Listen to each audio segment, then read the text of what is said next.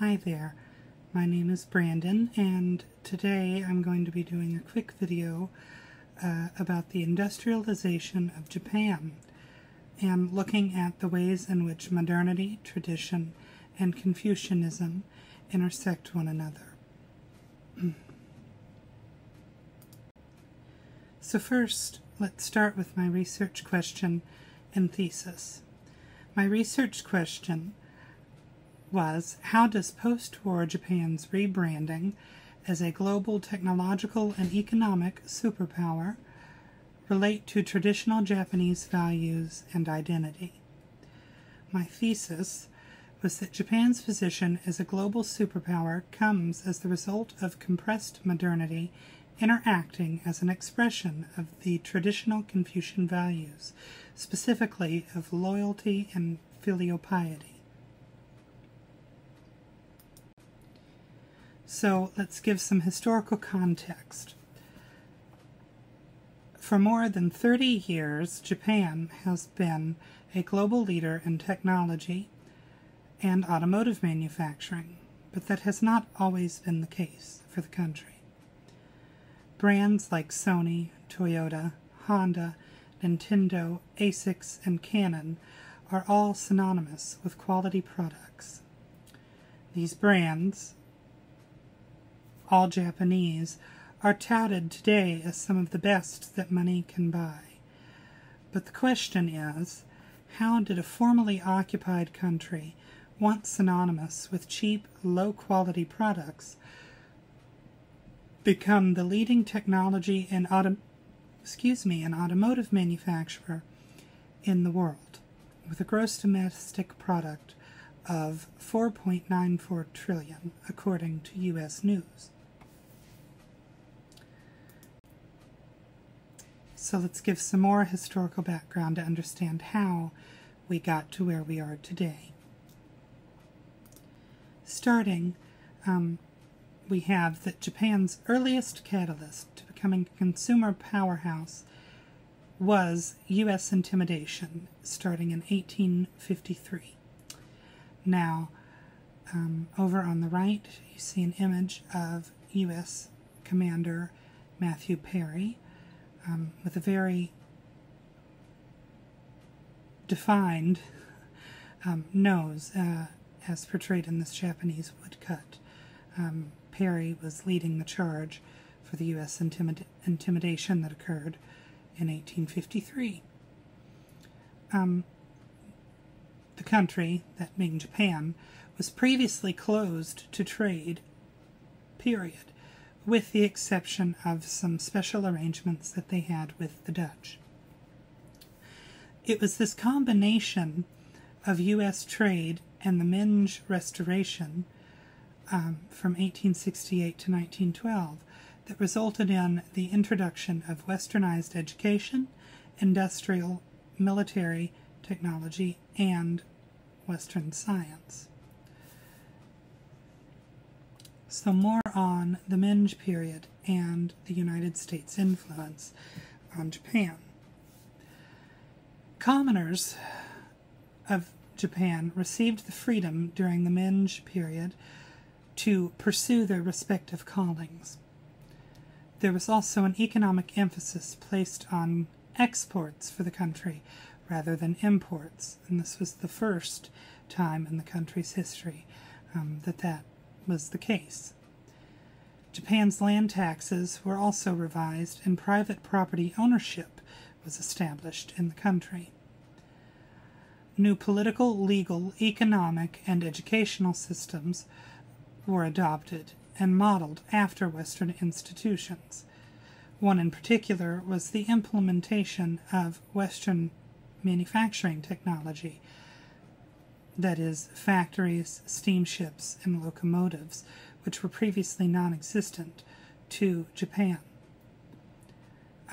This results in industry promotion throughout the country. And you see the image on this slide is the opening ceremony of the Japanese Railroad. And locomotives were first introduced to Japan during the U.S. intimidation under Commander Matthew Perry.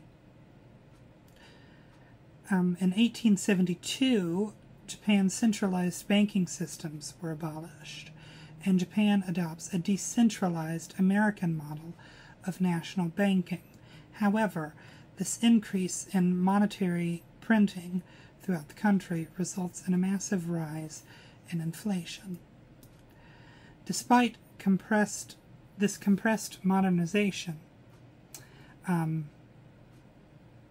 country's exports at the time were still what were considered to be traditional industries for Japan, such as silk and tea, not these major new technological advancements that the country was experiencing.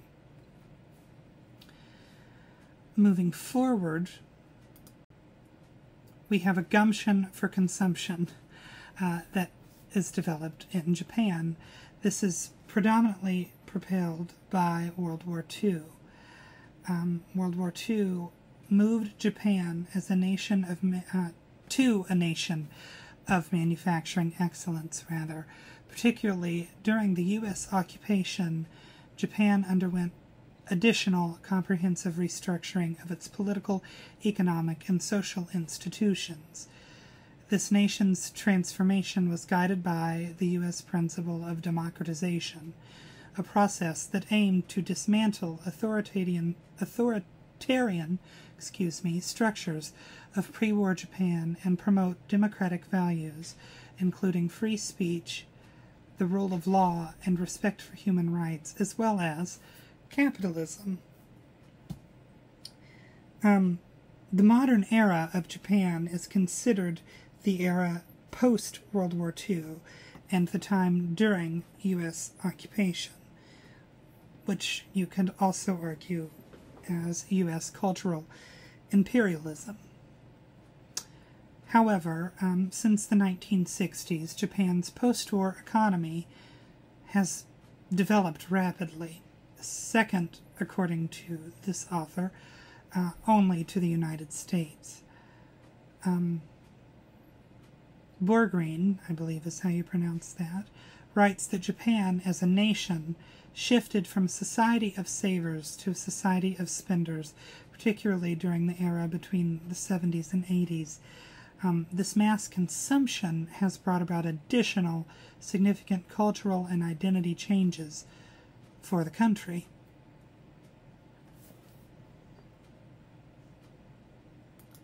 So let's look at how Japan's industry has modernized and democratized, but also maintained some traditional Confucian values.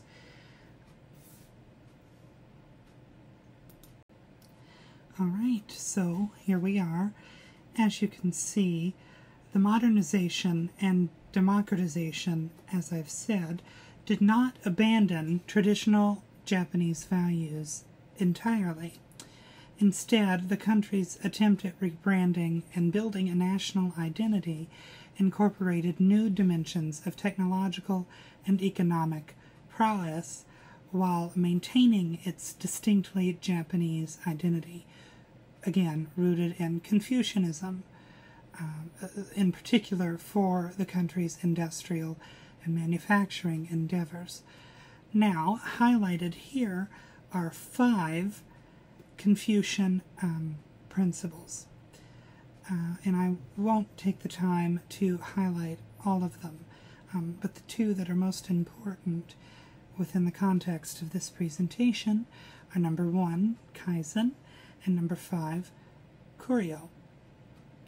Now, number 1, Kaizen, which means continuous improvement, is the philosophy subscribed to by many Japanese manufacturers, and it attempts to provide continuous gradual improvements in all aspects of life, including business and manufacturing.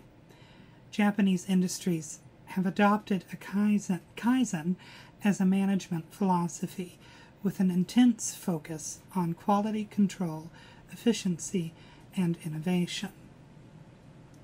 Now, the 5th element, Kuryo, or filial piety, is another Confucian mindset, which allows Japanese workers to see their job as a form of service, in addition to a livelihood.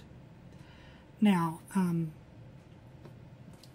in particular, this is a management philosophy that deals with setting a clear hierarchy within employment, meaning that filial piety, which is respect for elders, translates in this respect to manufacturer employees, line employees, lower-end employees, in respect to the hierarchy, maintaining a respect for their managers and their management and the company leadership. Let's take a look at the Big Four. These four companies are automotive manufacturers who are Japanese and have largely contributed to Japan's post-war recovery and success. All four of these brands, which you may recognize, are sold in the United States as well as Japan and in other nations. These brands being Honda, Mitsubishi, Nissan, and above all, Toyota. These four automakers, all of whom have a large presence in the United States, leverage the latest and greatest manufacturing and technological techniques. This leverage gave Japan a one-up on American automakers, but also established these brands as manufacturers of high-quality, reliable, and affordable products with a reputation for excellence. And they've done that through, as we'll see in a minute, the implementation of Confucian values. Japanese automakers surpassed domestic U.S. automakers for the first time in the late 1990s. Toyota, in particular, has continued to surpass their U.S. counterparts in automotive sales within the United States for several years now. So again, as I said, we would come back to how the Big Four, and Toyota in particular, have managed to become leaders in their industry using Confucian values, what I like to call the Confucian connection.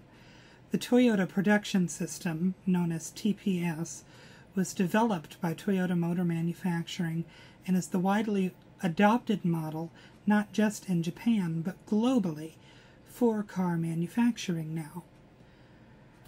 This just-in-time manufacturing is a key principle of the TPS.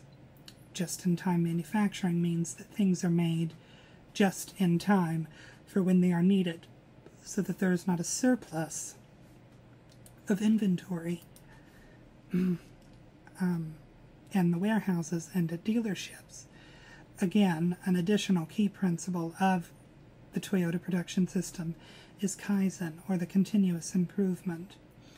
Kaizen serves as Toyota's most important problem-solving technique under this manufacturing structure. Employees at Toyota are encouraged to come up with suggestions for improvements, and that's at all levels, from the production line to the salespeople at dealerships.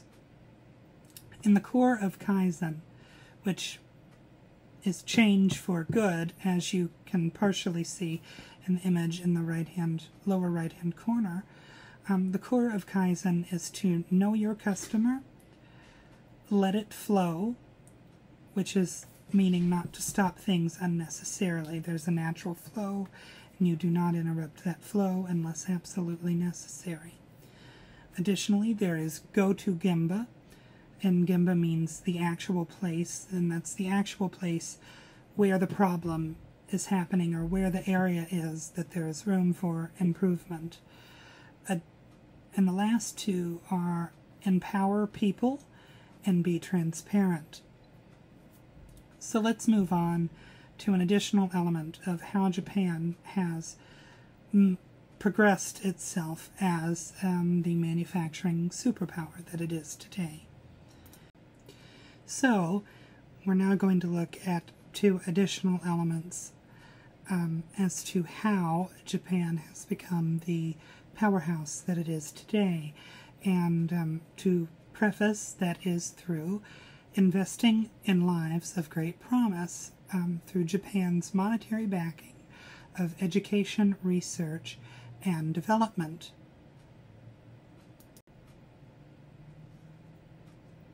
Okay, so let's start with the education part. Japan's backing of education, research, and development came from Japanese government, which invested heavily when attempting to build back from the devastating effects of World War II. The Japanese government provided free primary education to all, as well as access to higher education to those who qualified. The country's emphasis on education created a nation of highly educated and skilled workers capable of adapting to new technology and manufacturing processes.